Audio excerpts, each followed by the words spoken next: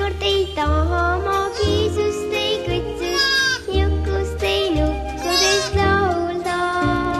Poegimine algas raskelt. Esimene talledest oli vales asendis. Peene nimega lambaemme Itana Inkeri Kakkonen vajas tõesti inimese abi. Meditsiini õeharidusega Ülle Saarele polnud see õnneks mingi raskus.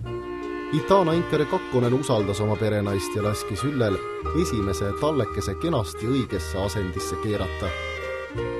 Kui tee vabaks sai, vupsasid ka teised talled otse kui konveieri lindilt juba ise heintesse. Ja nii lausa 5 vupsatust. Rootsi lammaste suur fänn Ülle Saar ei pea aga 5 tallekese sündi teab mis suureks ilma imeks. Selle tõu puhul ei ole see eriskummaline, et see on üldiselt suur sigivus on sellele tõule nagu omapära. Mul on üldiselt enamus karjast on noored lambad ja eelmine aasta olid 2 nelikud ja 2 kolmikud. Ja kuna ma üritasin nagu teha kõik selleks, et mitmikuist sünnib, et see oli nagu ootuspärane. Ema, sinust ongi mu laul, väike ja lihtne see viis.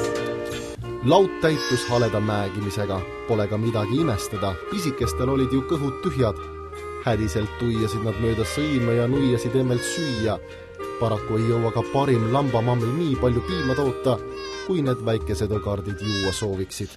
Maal on nüüd paigas ja siin laudas samamoodi ja kõige tähtsam loom selles majapidamises on muideks seal nurgas. Tema ülesanne on just see pisipere piimaga ära toita. Kits Pille on lahke loomuga. Ta jagab pisikestele lambahakatistele oma piima hea meelega. Tõsi, isikliku piimariiuli kallale ta võõraid lapsi siiski ei luba. Ülle peab lutipudelitega mässama. Mitu korda päevas sa neid lutitma pead? Üldiselt 4 korda käin toitmas, jah. No 5 talle on ikka palju, jah, ja neid tuleb ikka vaadata, et nad kõhud täis saaksid. Lambad on siin ja lambad on sään, pagurat hää. Aga jätame laudarahva omi asju ajama ja vaatame ka ülejäänud lambakarja üle. Villakerade ja küülikute tarbeks on vana Olevi talus kasvuhoone püsti pandud. Umbes nii võiks ju seda ultramoodsat lauta vist kutsuda küll. Lammastele pidavat see sobima. Üleöö lambakasvatajaks hakanud Ülle on oma hoolealuste üle väga uhke. Peenvilla ja Kotlandi tõugu lambad olevat parimad. Minilambad on aga suisa sellised isiksused, kes teinekord ka looduse krooni enda üle kavaldavad. Ei, nemad ei ole kari, nemad on kollektiiv. Miks kollektiiv? Need on minilambad. Sellepärast ma ütlesingi, et kollektiiv, et nad on tõsiselt, minu arvamuse järgi nad on sammukene targemad kui tavaliselt lambad. Mis loomad, mis boksides on? Seal on noored, kes on hiljem paaritatud ja siis seal keskmises boksis on, kes ei ole poeginud veel ja siin boksis on nüüd siis need lambad, kes on nüüd ära poeginud 3 tükki. No mis tõuga tegemist on? Tegemist on Rootsi peenvilla lammastega, 1 Kotlandi jutt on ka siin, keda siis nagu Eestis on suhteliselt vähe. Kes lambaks on süünud, see lambaks jääb, paguraks hääks. Lambavillast on saanud Ülle Saarele kinnisidee ja kirg. Hakkaja naine tahab teada kõike nii lambakasvatusest kui villast. See on selline tore harrastus või ütleme nii, et ise nagu kasvatad lammast, ise pügad selle villa. Ise töötled, kraasid, ketrad, kood sokki, kannad auklikuks ja paned pliidi alla. Kogu elukeerd käib minu kätes, et ei ole maailmas tegelikult palju selliseid teemasid, mida sa saad nagu algusest lõpuni ise läbi käia. See vist on see müstika, ma arvan.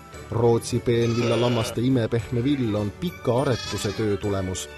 Ka vana Olevi talu 15 nõnda nimetatud finulli on pärit ühest Rootsi farmist. Ülle käis neil ise ka Svenssonite maal järel. Praegu on tema karjas juba 4 erinevat jääraliini. Villaga on naine väga rahul.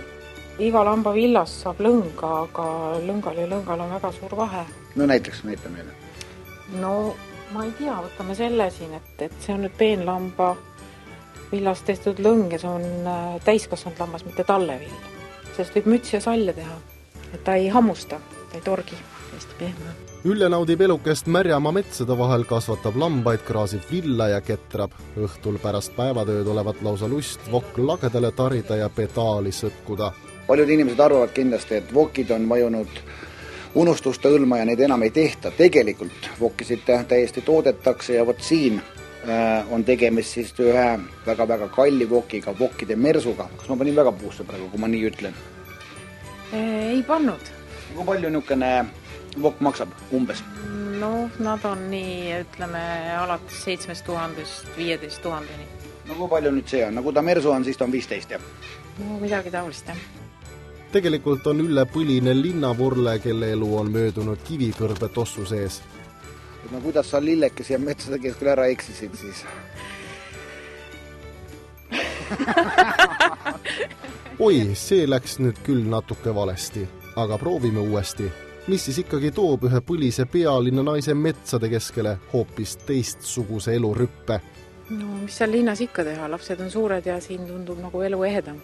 Ega ei näe seal eriti seda aastaaegade vaheldumistki, et haiglas töötades ainult päevavalgus lambid ja pimedas lähed tööle, pimedas koju ja säästumarketist läbi ja suht mõttetu tundus. Villast, lõngadest ja lammastest võiks Ülle Saar lõpmatuseni pajatada. Naine loodab ka päriselus Rootsi lambad Eestimaal uuesti au sisse tõsta. Minule sattus kätte üks raamat, mis oli Eesti Vabariigi aegne põllumajandusentsüklopeedia ja sealt ma lugesin, et jah, sellest on umbes 100 aastat tagasi, kui toodi Eestisse merino lambaid ja Rootsi peenvillalambad on ka merino tüüpi villaga lambad. Et siis nüüd on nad jälle, võib öelda Eestis. Algus on igatahes tehtud.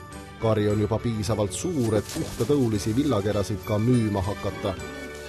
Vahepeal on päev õhtusse veerenud ja käes on jälle tallede lutitamise aeg. No reporteri tööd tees saab igasugust pulli, sellist asja, et üks lambatalmin täispissiks pole veel varem juhtunud.